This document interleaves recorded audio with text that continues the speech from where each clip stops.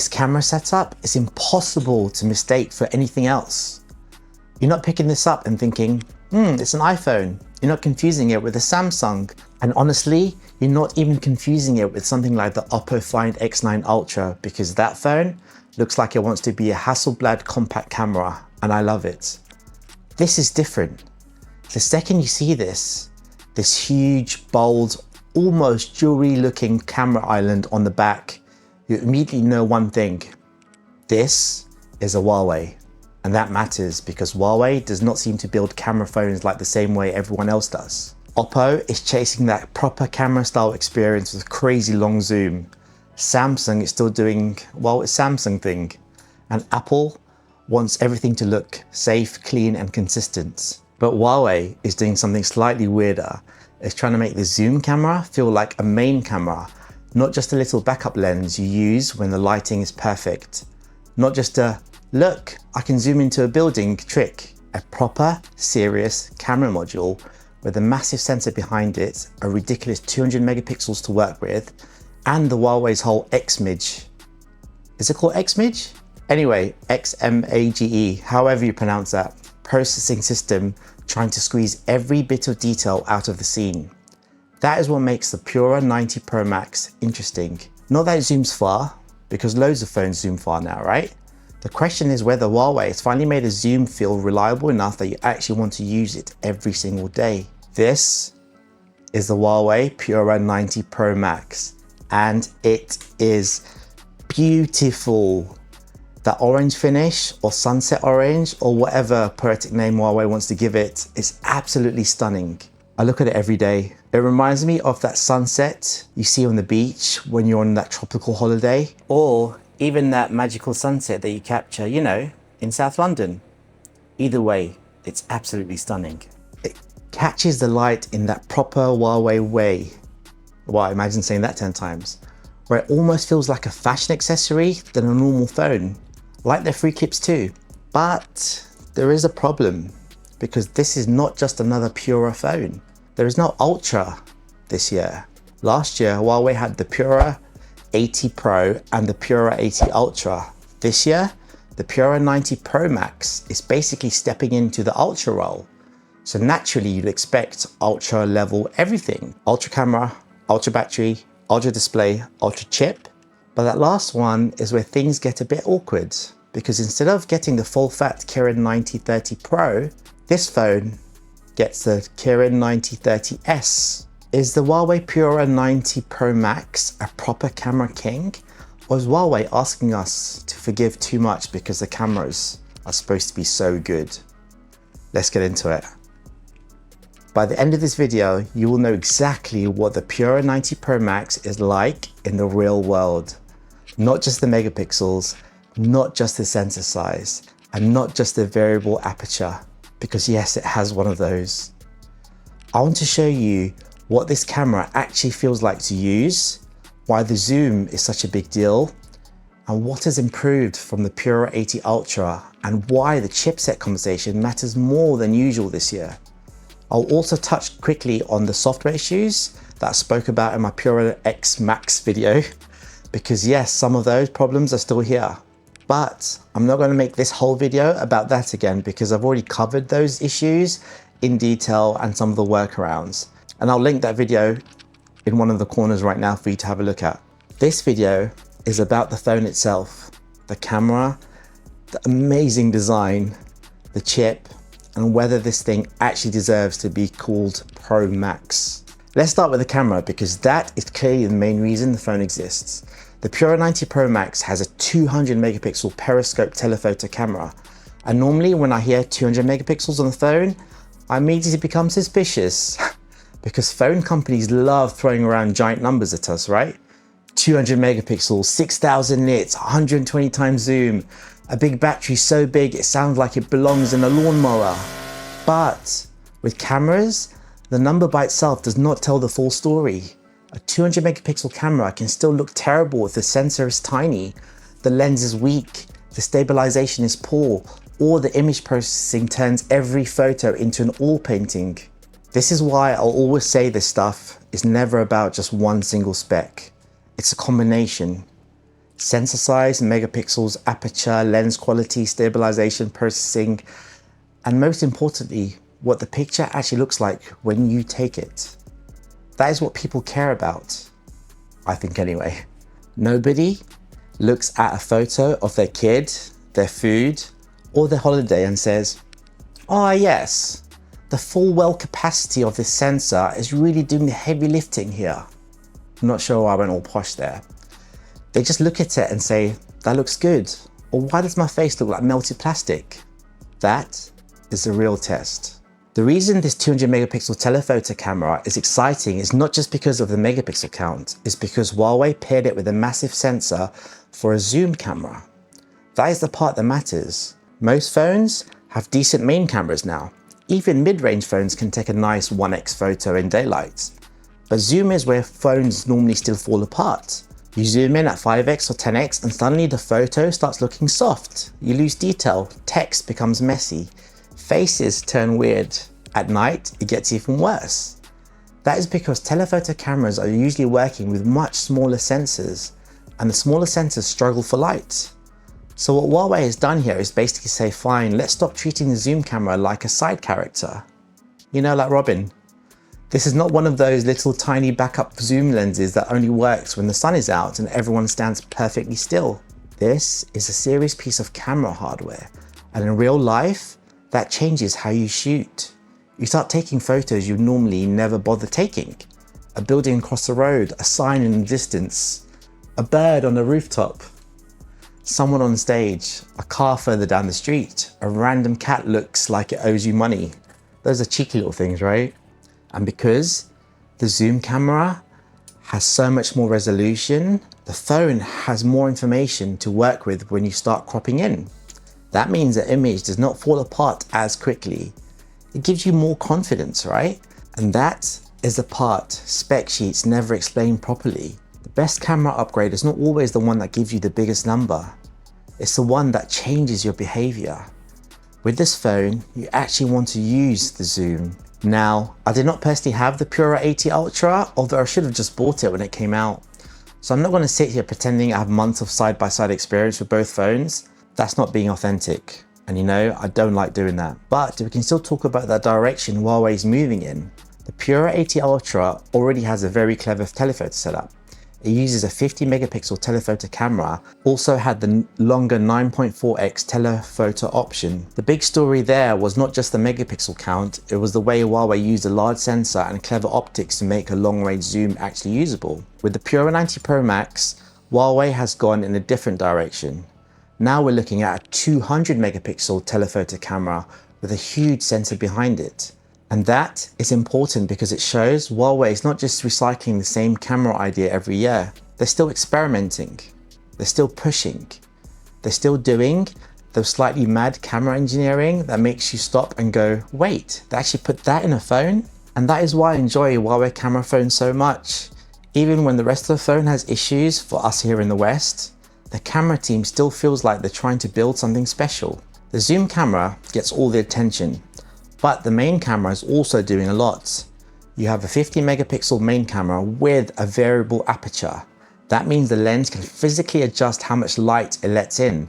At the wider end, it can pull in more light and give you more natural background blur. At the narrower end, it can keep more of the scene in focus. And this is one of those features that sounds boring until you actually need it, because phones love faking everything now. Fake blur, fake lighting, fake depth, fake moon photos. So when a phone has a physical camera feature, I appreciate it. It feels more honest. The other big feature here is LOFIC technology, LOFIC. Now I know that sounds like something your Wi-Fi router does something at 2 AM, but in plain English, it's about protecting highlight detail. When you take a photo in a high contrast scene, like a bright sky behind a building or someone standing in front of the window, a normal sensor can blow out the bright areas. Once that information is gone, it's gone. You can't magically recover detail from a pure white blob. LOFIC gives the sensor more room to handle the extra light. Think of it like pouring water into a cup. A normal sensor fills up, overflows and makes a mess. LOFIC is like giving it an overflow tank. So when the bright parts of the image gets too much light, the sensor has somewhere to store all that information instead of just clipping it. In real world terms, that should mean better sunsets, better backlit portraits, better night scenes with bright signs, and fewer photos where the sky looks like a nuclear explosion. And again, this is why I never want to just obsess over one number. The camera is a system. When the system works together, that's when you get great photos. Before we get too deep into the chip drama, I want to talk about the design because this orange color is doing some serious heavy lifting. Huawei has always been good at making phones that look different, not just another black glass rectangle. This orange finish has personality. It gives the phone warmth. It looks expensive and definitely not boring. It stands out without going, look at me, look at me. And I know color does not make a phone better. A bad phone in a nice color is still a bad phone, right? But when the hardware is already this interesting, the color adds to the experience. You pick it up and it actually feels special. It feels like Huawei wanted this phone to be noticed. And with that giant camera module on the back, trust me, people are going to notice. Now let's talk about the thing that will probably cause the biggest debate, the Kirin 930S. This is where the Pura 90 Pro Max gets complicated. Because remember, this phone is basically replacing the Ultra this year, unless they decide to release an Ultra. I guess I have to eat my words. There is no Pura 90 Ultra sitting above it right now. So if this is the top Pura phone this year, people naturally expect the top chip. But instead of using the Kirin 9030 Pro, Huawei's used the Kirin 930S. And the issue is not that it will just feel slow when you open WhatsApp or scroll through photos. For normal daily use, I expect it to be absolutely fine. The issue is expectation. When you buy a Pro Max phone, especially one that is taking over from an Ultra, you expect the best version of everything. And Huawei is already in a difficult position with chips, as you probably know. Qualcomm and Apple are using much more advanced manufacturing processes. They are on tiny 3nm chips, while Huawei is still behind because of the restrictions around chip manufacturing. So Huawei is already fighting with one hand tied behind its back. They're building impressive phones while dealing with limitations that most other brands simply do not have. But that also means when Huawei then puts the S version of the chip inside the most expensive Pura model, people are going to ask questions. And I think that is fair because you can understand why Huawei has done it and still be disappointed. Both things can still be true. Now this is probably not just Huawei being cheap. I think that's just way too simple. Let me explain. The bigger issue is likely manufacturing. When you're making chips on a more difficult, older or restricted process, getting enough perfect chips is hard. It's something called yield. The easiest way to explain yield is like with biscuits. Imagine you bake like 100 biscuits. If 95 of them come out perfect, life is good. You can sell them as premium biscuits and still feel very proud of yourself. But if only 55 come out perfect, now you've got a problem. You either throw away a lot of biscuits or you find a way to sell the slightly imperfect ones in a different box. Don't get me wrong, chips are obviously a billion times more complicated than biscuits, unless you're eating some extremely advanced biscuits. But the idea is similar. A full power chip with more working parts is harder to produce in large numbers. A slightly reduced chip may be easier to ship at scale. So, the Kirin 930S might exist because Huawei need enough chips to actually sell this phone properly. And if the full Pro chip is harder to produce and they've probably used all of them in the Pura X Max already, then the S chip may be the compromise that makes Huawei Pura 90 Pro Max possible. But we're consumers, right? And from a customer side, I guess it still feels slightly strange because you're not buying a manufacturing problem, you're buying a phone. And you want that phone to be worth the money, especially at this price. So, does the Kirin 930S ruin the Pura 90 Pro Max? No, I don't think it does. But it does change who this phone is for. If you're buying this mainly for gaming, raw performance, long-term power, and benchmark bragging rights, this probably is not the phone for you. A Snapdragon flagship or an iPhone is going to be the safer choice. But if you are buying this because you want one of the most interesting camera systems on a phone, then the chip becomes more of a question mark than a deal breaker. The camera will still take photos, the zoom will still work, the phone will still feel smooth in normal day-to-day use, but the concern is future-proofing. How will it handle years of updates? How will it handle heavy camera processing over time? How will it deal with massive image files, AI features, video editing, gaming, and multitasking once the phone is loaded with apps and storage is filling up? This is where the S chip creates doubt in my mind. It's not about today, it's about 2 years from now. When you're spending flagship money, that matters. Now, I want to quickly mention software, because if you watched my Pura X Max video, you already know some of the problems. I'll link it again just in case you missed it the first time. I spoke about the keyboard, I spoke about Widevine L3, and I spoke about NFC payments. And I spoke about the general experience of using HarmonyOS as someone outside Huawei's perfect home market. And yes, some of those issues still exist here. NFC payments are still a problem for many global users. Now that's a big one, unless you carry your wallet with you, and I hardly do that anymore. And Widevine L3 is still something to be aware of if you care about streaming quality in apps like Netflix, Disney+, Prime Video, YouTube, because it doesn't play 4K HDR. Maximum 1080p if you're lucky, sometimes standard definition. But I want to be fair here, things are improving. Before HarmonyOS 6.1, when you installed apps from Easy Abroad, they were stuck inside a folder that you just couldn't move out. But now with HarmonyOS 6.1, you can move them out and customize your home screen as you like. With each update, Huawei is definitely listening and changing things. This is exactly why I do not completely want to write the software off. It may take time, updates could improve a lot of these annoyances. HarmonyOS is clearly moving forward, but as of right now, if you're outside China, you still need to know what you're going into. And that is why I would say go and watch my Pura X Max video. Okay, I promise this video isn't sponsored by me because of my Pura X Max video, because it's like the third time I've mentioned it, right? But I think it's highly relevant for this actual video itself to fully understand how HarmonyOS 6.1 works on a daily basis in the West. The rest of the hardware is proper flagship. You get a big 6.9-inch OLED display with adaptive refresh rate up to 120 Hz. The display is bright, sharp, and smooth, exactly what you expect from a premium Huawei phone. The anti-reflective coating also makes a difference outdoors.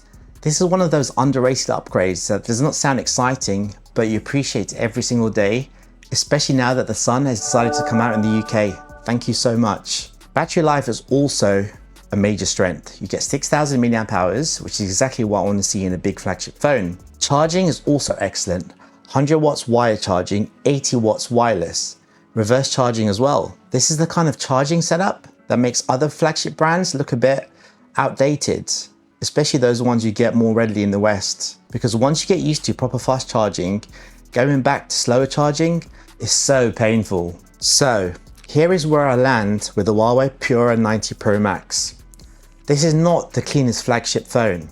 It's not the safest option. It's not the phone I would tell every single person to go and buy without thinking.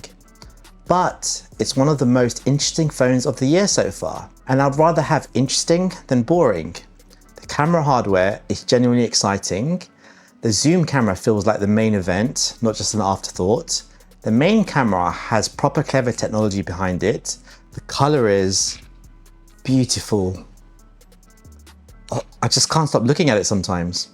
The battery's big, the charging's fast, the display is premium, and Huawei are doing things that I really respect. The design, color, and pushing mobile photography forward in a way that actually feels different. But the compromises are real.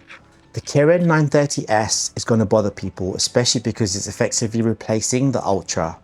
The software still needs some work for global users. NFC payments, keyboard support, Widevine L3 are still things you need to think about. So this phone is not for everyone. But if you're someone who loves mobile photography, loves Huawei's camera science, and understands the software trade-offs before buying the Pura 90 Pro Max, it's a very hard phone to ignore. It's flawed, it's ambitious, it's slightly frustrating, but it's also the kind of phone that makes tech exciting. And I honestly will take that over another boring glass rectangle every single day. If you have any questions on Huawei, HarmonyOS, the phone, architecture, make sure you ask me in the comment below because I'm happy to answer as many questions. Thanks so much for watching. I really appreciate every single one of you watching my videos. I'm Maz, and this is MazTechCentral, where I like to keep tech simple and accessible for everyone. Take care of yourselves, and I'll catch you in the next one.